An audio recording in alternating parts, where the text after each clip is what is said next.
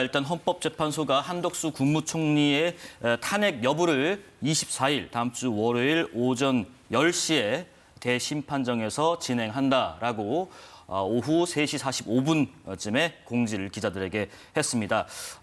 지난해 12월 27일쯤이었죠. 탄핵 소추된 이후로 한 80여일, 87일 정도 지난 상황인데 일단 윤 의원님, 지금 한덕수 총리에 대한 심판 기일이 다음 주 월요일 오전 10시로 잡힌 것에 대한 의미와 함께 그동안 윤 대통령과 함께 선거를 하니마니 이런 얘기도 있었지 않습니까? 뭔가 선결과제로 인식을 한 것 같습니다.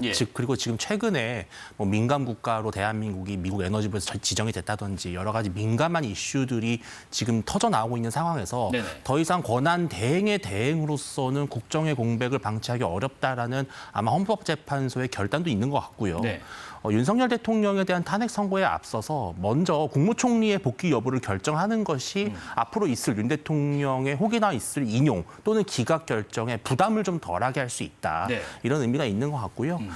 또 한 총리에 대한 정치권에 특히 국민의힘에서는 조속히 한덕수 국무총리의 복귀를 결정해달라라고 하는 그런 요구가 빗발쳤는데 이 부분도 더 이상 헌재가, 왜냐하면 한덕수 총리 같은 경우는 이 탄핵 선고 사안이 상당히 좀 간단한 편이거든요. 그렇게 복잡한 사건이 아니고 변론도 한 번만 하고 딱 종결을 했습니다. 그렇기 때문에 미룰 수 있는 명분도 사실 없었습니다. 그래서 헌재가 이제는 이제 명분이 없다, 이제는 결단할 때가 됐다 이렇게 판단을 해서 기일을 정한 것으로 보입니다. 강성필 부대변인, 그러면 지금 어떻게 되나요? 지금 접수 순대로 가는 건가요? 아니면 지금 박성재 법무부 장관에 대한 변론은 끝났는데 기일은 안 잡혔고, 한덕수 총리는 다음 주 월요일로 조금 전에 나왔고, 윤 대통령도 아직 안 잡혔고. 한번 해석해 주시죠. 그러니까 이제 윤석열 대통령에 대한 탄핵 심판의 선고가 임박했다. 저는 그렇게 보고 있습니다. 왜냐하면 한덕수 국무총리에 대한 탄핵 소추 사유와 윤석열 대통령의 탄핵 소추 사유가 겹치는 면이 있는 것이죠. 예를 들어서 한덕수 국무총리 같은 경우는 어쨌든 간에 내란을 방조했느냐 혹은 내란에 가담을 했느냐, 그리고 이러한 과정 속에서 국무회의가 제대로 됐는지, 또 국무회의 과정 속에서 본인은 국무총리로서 어떤 행위들을 했는지, 본인의 주장처럼 반대를 했는지 어떻게 했는지에 대해서 어쨌든 평가가 있어야 되기 때문에 이게 윤석열 대통령과 관련된 탄핵소추와 연결이 될 수밖에 없는 것이거든요.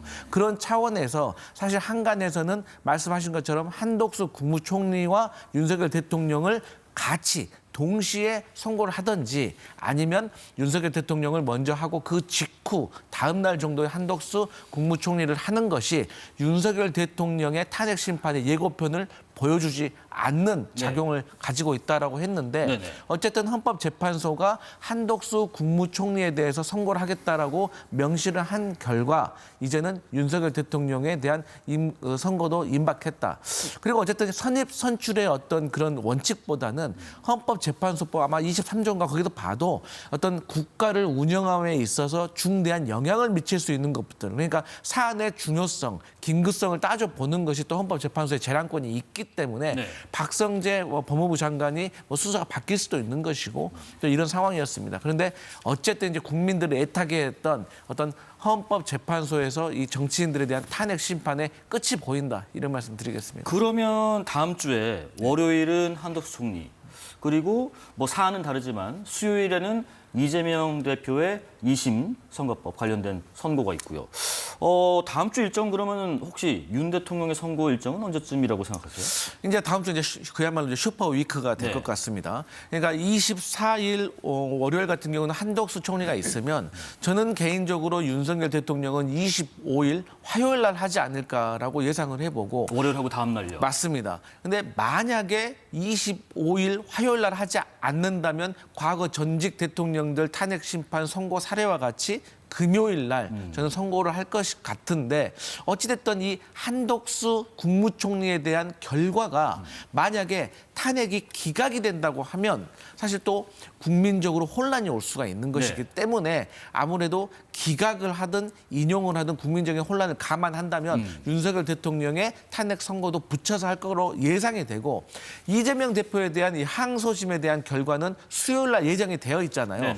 근데 사실 이 윤석열 대통령 대통령 탄핵 심판 선고와 이재명 대표에 대한 항소심은 축구와 야구처럼 좀 별개의 문제인 건 사실입니다. 왜냐하면 윤석열 대통령 같은 경우는 국민 전체에 대한 대통령직으로서 수행을 계속 해 나가냐 안 나가냐 이런 문제인 것이고 네네. 어쨌든 이재명 대표의 재판은 항소심은 이게 형사 재판 개인의 형사 재판이기 때문에 이게 축구와 야구처럼 좀 떨어져 있는 겁니다. 예, 예. 하지만 이게 또 정치라는 것이 또 공개의 흐름이라는 게 있지 않겠습니까? 그래서 만약에 윤석열 대통령의 탄핵 심판이 금요일로 밀리고 네. 이재명 대표의 수요일 날의 어떤 항소심의 결과에 따라서 또 어떤 결과가 나올지 모르기 때문에 예. 상당히 긴장감 있게 유추되는 상황입니다. 그러면 윤주진 위원님 함께 같이 여쭤볼게요. 예.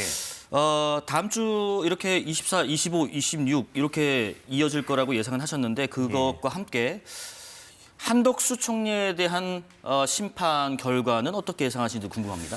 저는 대체적으로는 기각이라고 하는 결과가 나오는데 예. 일부에 있어서는 일종의 각하 의견도 들어가지 않을까라는 생각을 합니다. 왜냐하면은 국무총리로서 탄핵을 당한 것이냐 아니면은 권한대행으로서 탄핵을 당한 것이냐 이 두 가지를 별개의 문제로 본다면 네. 예를 들어서 민주당이 탄핵소추 사유 중에 뭐 비상계엄 선포를 방치했다, 묵인했다 뭐 이런 혐의들은 아마 국무총리일 때 문제를 삼는 겁니다. 또 하나가 이제 헌법재판관 임명을 거부했다라는. 근데 비판이 헌법재판관 임명 거부라든지 특검에 대한 거부권 행사 이것은 국무총리일 때가 아니라 권한대행. 권한대행으로 즉 대통령의 직무를 수행하면서 있었던 일입니다. 네네. 근데 이 둘은 서로 별개로 봐야 되는 것이 국무총리로서 탄핵 소추를 한다면은 300명 중에 150명 이상의 찬성을 받으면 됩니다. 네. 국회의원이요.